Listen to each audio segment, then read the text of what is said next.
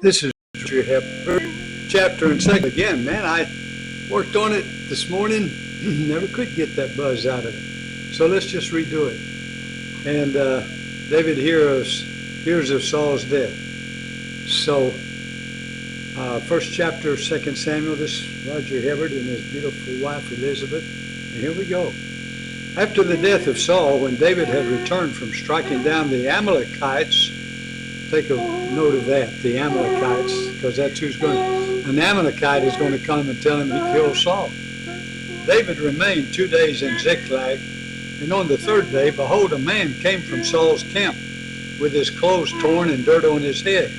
And when he came to David, he fell on the ground and paid homage. David said to him, "Where do you come from?" And he said to him, "I have escaped from the camp of Israel." And David said to him, "How did it go? Tell me." And he answered, "The people fled from the battle, and also many of the people have fallen and are dead. And Saul and his son Jonathan are also dead." Then David said to the young man who told him, "How do you know that Saul and his son Jonathan are dead?" And the young man who told him said, "By chance I happened to be on Mount Gilboa, and there was Saul leaning on his spear, and behold, the chariots and the horsemen were close upon him. And when he looked behind him, he saw me, and called to me, and I answered, 'Here I am.' And he said to me, 'Who are you?' I answered him, 'I am an Amalekite.'"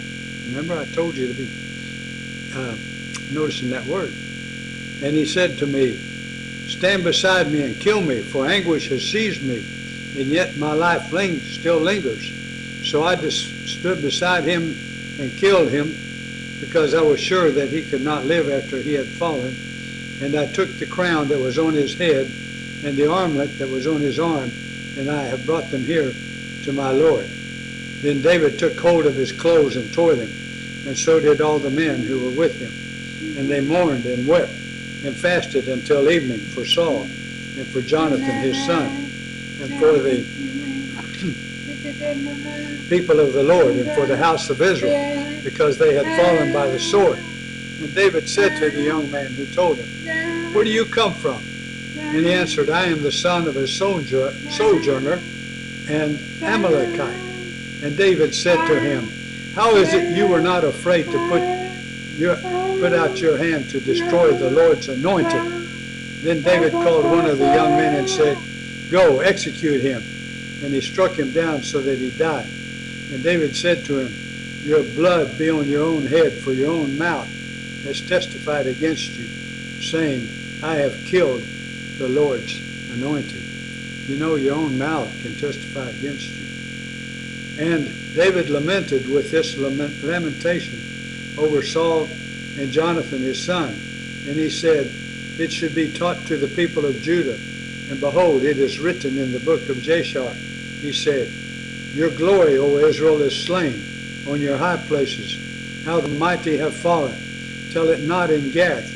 Publish it not in the streets of Ashkelon. Lest the daughters of the Philistines rejoice. Lest the daughters of the uncircumcised exult. You mountains of Gilboa, let there be no dew or rain upon you, nor fields of offerings. For there the shield of the mighty was defiled, the shield of Saul, not anointed with oil.